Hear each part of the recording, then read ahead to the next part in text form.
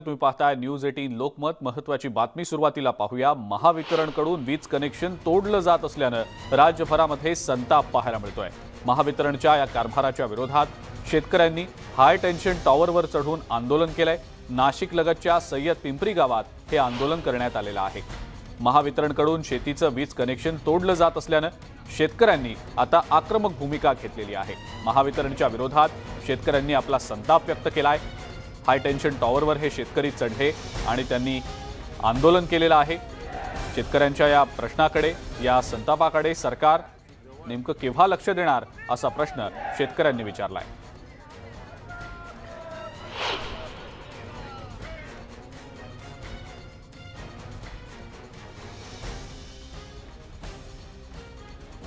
शेतकऱ्यांनी याच्या योजनेमध्ये सहभाग घेतलेला आहे आणि त्याचप्रमाणे सय्यद पिंपरी गावांनी पण या योजनेमध्ये सहभाग घ्यावा ही मी त्यांना मागील 2-3 मीटिंगमध्ये विनंती केलेली आहे। पण मग त्या संदर्भात त्यांनी कुठलाही चालू बिल, त्याच्यानंतर पण माझं असं म्हणणं आहे की तुम्ही सप्टेंबर 2020ला आम्ही थकबाकी गोठवली, त्याच्यानंतर 5 चालू बिलं आलेली, त्या 5 चालू बिलं तुम्ही ते भरा, मी तुमची मागची पण दुरुस्ती करायला मी तयार आहे। पण मग ते कुठल्याच गोष्टीला तयार नाही। आम्ही त्यांना तेच सांगतोय की आता तुम्ही पहिल्यांदा वीज सुरू करा, ही दुरुस्ती करा। म्हणजे सप्टेंबर 2020 नंतरचे जे बिल आहेत, 3 HP मोटरला 5 HP बिल, 5 HP 7.5 बिल, हा जो घोळ आहे ना, हा पहिला क्लिअर करा। त्या लोकांना एक 15 दिवसाचा अवधी द्या, त्या 15 दिवसामध्ये लोक टप्प्याटप्प्यात बिल भरतील।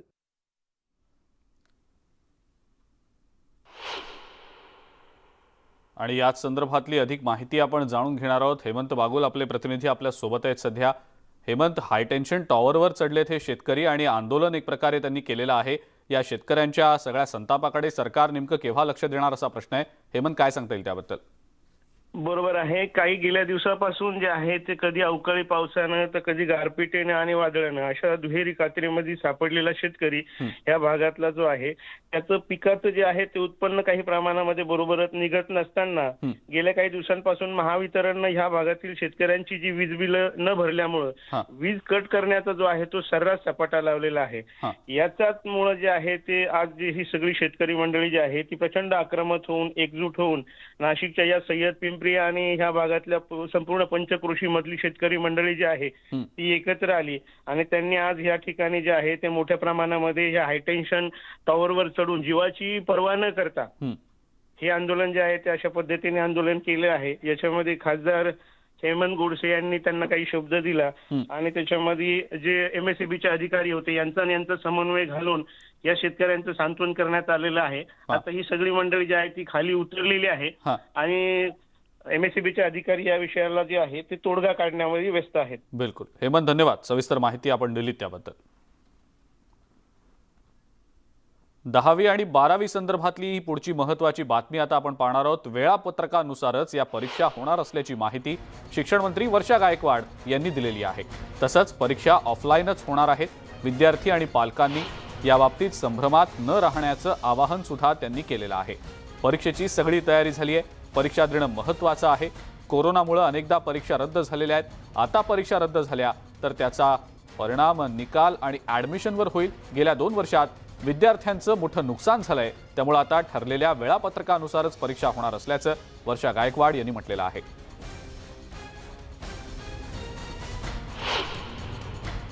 आणि याच सगळ्या बाबतीत बोलण्यासाठी शालेय शिक्षण मंत्री वर्षा गायकवाड आपल्यासोबत आहेत। मॅडम, खरं तर मुलांमध्ये संभ्रम आहे, अनेकांची इच्छा आहे की ऑफलाईन एक्झाम घेतल्या पाहिजेत। शालेय शिक्षण मंत्री म्हणून तुम्ही काय सांगाल?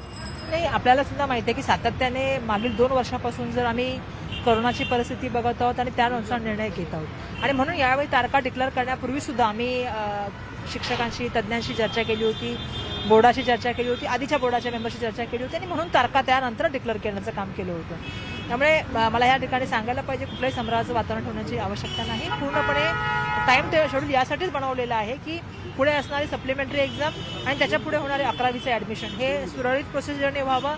आणि आमची इच्छा आहे की मागील 2 वर्षापासून आपल्याला माहिती आहे की कधी ऑफलाईन कधी ऑनलाईन असं मुलं शिक्षण घेतात, परीक्षा होत नाही आहेत आणि मुलांच्या ॲडमिशनमध्ये सुद्धा खूप मोठ्या प्रमाणामध्ये जे आहे ते वेळ म्हणजे डिले होण्याचं काम झालं।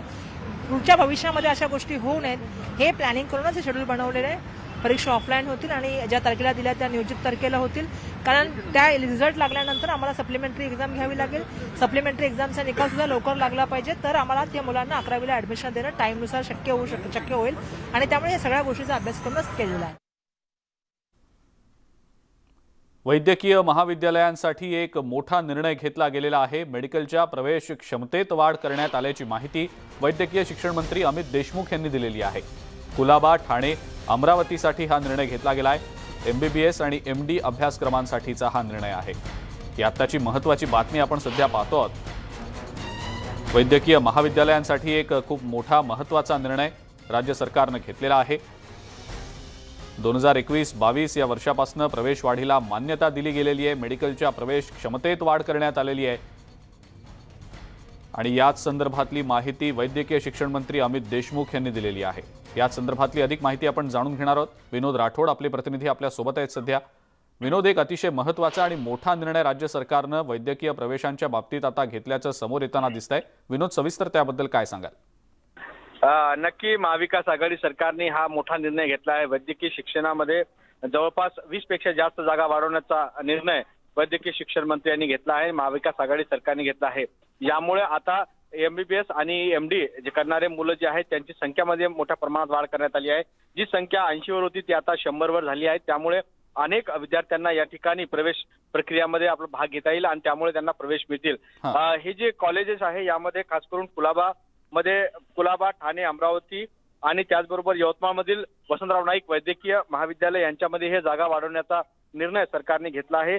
यामुळे हा नक्कीच मोठा निर्णय मानला जाईल, कारण वैद्यकीय शिक्षण क्षेत्रामध्ये जे काम करणारी, जे शिक्षण घेणारी मुलं आहेत त्यांना या ठिकाणी मोठा दिलासा मानला जाणार आहे. आणि जे प्रवेश पासून मुकणारे विद्यार्थी आहे त्यांना या ठिकाणी आता प्रवेशचा मार्ग आहे तो मोकळा होताना पाहायला मिळत आहे. बिलकुल विनोद, धन्यवाद. सविस्तर माहिती आपण दिलीत त्याबद्दल. भाई म्हटलं नाही म्हणून पिंपरीमध्ये गाव गुंडांच्या टोळक्यानं एका तरुणाला बेदम मारहाण करत कुत्र्यासारखी बिस्किटं खायला लावलेली होती. या प्रकरणी पिंपरी पोलिसांनी 5 जणांना अटक केली आहे. या गुंडांचा माज उतरवण्यासाठी त्यांचं मुंडन करत शहरभर त्यांची धिंडही काढण्यात आली. त्याचबरोबर त्यांना कठोर शिक्षा व्हावी म्हणून आरोपींवर कठोर कलम लावण्यात आल्याचं पोलीस आयुक्त कृष्ण प्रकाश यांनी म्हटलेलं आहे.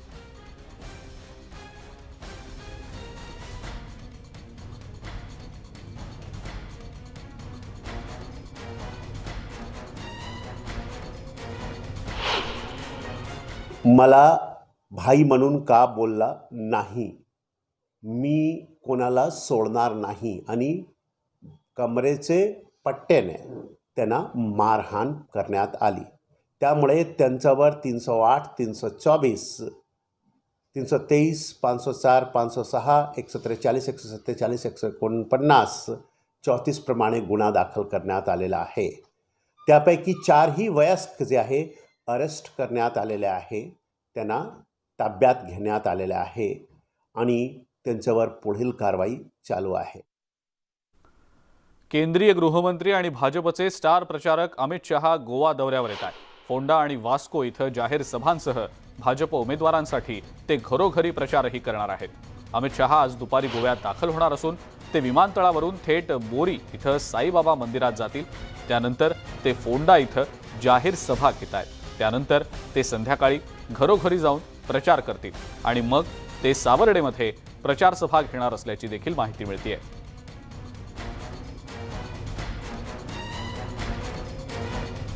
गोवा विधानसभा निवडणुकीसाठी राष्ट्रवादी काँग्रेसच्या स्टार प्रचारकांची यादी जाहीर करण्यात आलेली आहे. काँग्रेसच्या विरोधात राष्ट्रवादी काँग्रेसचे अध्यक्ष शरद पवार प्रचार करणार आहेत. काँग्रेस आणि भाजपला शह देण्यासाठी शरद पवार गोवा निवडणुकीच्या रिंगणात उतरलेले आहेत. राष्ट्रवादी काँग्रेसच्या स्टार प्रचारकांमध्ये अजित पवार, सुप्रिया सुळे, अमोल कोल्हे, दिलीप वळसे पाटील यांच्यासह इतरही अनेक महत्त्वाच्या मोठ्या नेत्यांचा समावेश आहे.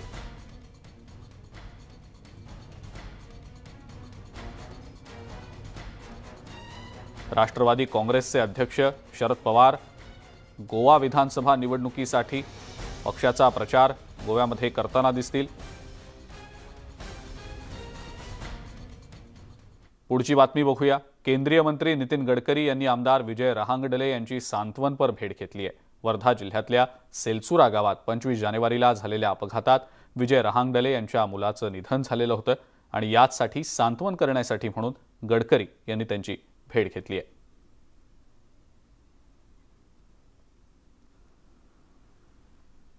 केंद्रीय मंत्री नितीन गडकरी विजय रहांगडले यांच्या सांत्वनपर भेटीसाठी पोहोचलेले होते. आमदार रहांगडले यांच्या मुलाचं रस्ते अपघातामध्ये निधन झालेलं होतं.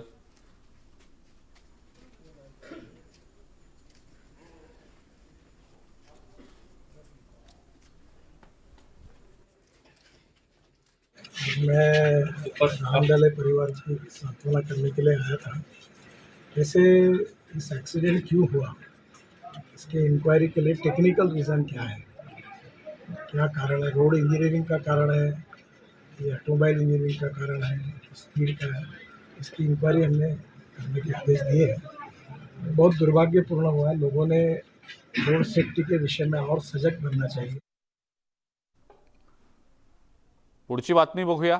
महात्मा गांधींच्या पुतळ्याची दुरावस्था पुण्यतिथीच्याच दिवशी झाल्याचं समोर येताना दिसतंय. प्रशासनाला देखील याचा विसर पडताना दिसतोय आणि या विरोधातच आम आदमी पार्टीनं ठिय्या आंदोलन केलेलं आहे. आम आदमी पार्टीच्या कार्यकर्त्यांनी स्वच्छता मोहीम देखील हाती घेतल्याचं पाहायला मिळालं. महात्मा गांधींच्या पुण्यतिथीचा प्रशासनाला विसर पडल्याचं दिसलं. त्यांच्या पुतळ्याची दुरवस्था अक्षरशः झाल्याची या दृश्यांमध्ये पाहायला मिळत आहे आणि याच अनुषंगानं आम आदमी पार्टीनं ठिय्या आंदोलन देखील केलेलं आहे. याचबद्दलची अधिक माहिती आपण जाणून घेणार आहोत. सुरेश जाधव आपले प्रतिनिधी आपल्या सोबत आहेत सध्या. सुरेश, काय नेमकी माहिती? अजिंक्य, आज महात्मा गांधीजींची पुण्यतिथी आहे. या निमित्त प्रशासनानं जो पुतळा परिसर आहे तो स्वच्छ करणं महत्वाचं होतं. मात्र त्या ठिकाणी कचरा मोठ्या प्रमाणात पाहायला मिळाला आणि विशेष म्हणजे कुठलाही प्रशासनातला अधिकारी, आज नगरपालिका प्रशासनानं त्या ठिकाणी जाऊन अभिवादन करणं गरजेचं होतं. पुतळ्याला पुष्पहार वगैरे अर्पण करणं गरजेचं होतं. मात्र अशा पद्धतीचं कुठलंही न करता विशेष म्हणजे स्वच्छता जी करायला पाहिजे होती ती देखील त्या ठिकाणी केली नाही. म्हणून आम आदमी पार्टीनं त्या ठिकाणी स्वतः हातामध्ये दाढी घेऊन स्वच्छता केली आणि स्वच्छता करून अभिवादन करून त्या ठिकाणी ठिय्या केला. जो प्रशासन आहे, नगरपालिका प्रशासन, या प्रशासनाला जर राष्ट्रपित्याचा अशा पद्धतीने जर विसर पडत असेल तर ही गोष्ट चुकीची आहे. म्हणून ज्या अधिकाऱ्यांनी हे दुर्लक्ष केलं आहे त्याच्यावरती कारवाई केली जावी अशी मागणी आम आदमी पार्टीने केली. बिलकुल बिलकुल. सुरेश, धन्यवाद सविस्तर माहिती दिली त्याबद्दल.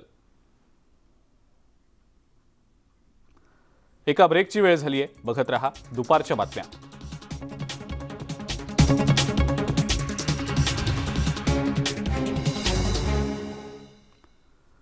ब्रेकनंतर आपल्या सगळ्यांचं पुन्हा एकदा स्वागत. डॉक्टर नरेंद्र दाभोलकर यांच्या पुढाकारानं स्थापन झालेल्या महाराष्ट्र अंधश्रद्धा निर्मूलन समितीमधला वाद आता चव्हाट्यावर आलाय.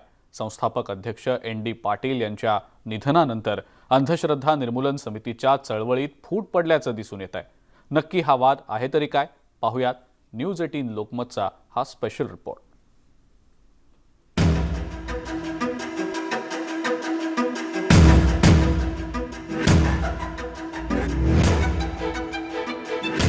राज्यातील अंधश्रद्धा निर्मूलन समितीत फूट पडल्याचं समोर आलंय. कारण या वर्षात सध्या असलेल्या समितीचा कार्यकाळ संपतोय.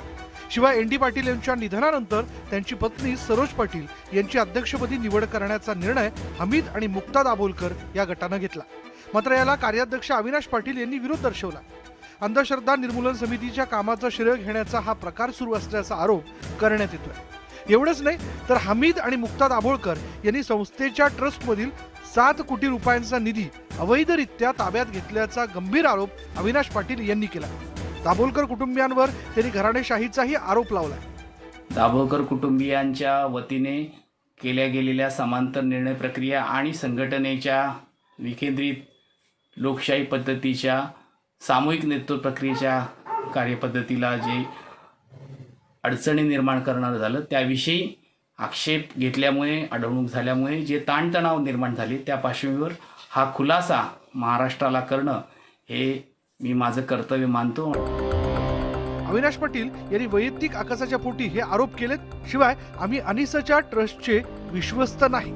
या ट्रस्टमधून आम्ही कधीही मानधन किंवा प्रवास खर्च देखील घेतलेला नाही. आम्ही अनिसच्या चळवळीतील सामान्य कार्यकर्ते आहोत आणि राहू, अशी प्रतिक्रिया मुक्ता दाभोलकर यांनी न्यूज 18 लोकमतशी दूरध्वनीवरून बोलताना दिली आहे. अनिसमध्ये या पदाधिकाऱ्यांमध्ये किंवा कार्यकर्त्यांमध्ये दरी असल्याचं एकंदरीत चित्र समोर या वादानंतर समोर येत आहे. त्यामुळं हा जो वाद आहे तो पुढील काळामध्ये चिघळण्याची शक्यता आहे. डॉक्टर नरेंद्र दाभोलकर यांच्या पुढाकारानं महाराष्ट्र अंधश्रद्धा निर्मूलन समितीची स्थापना करण्यात आली होती.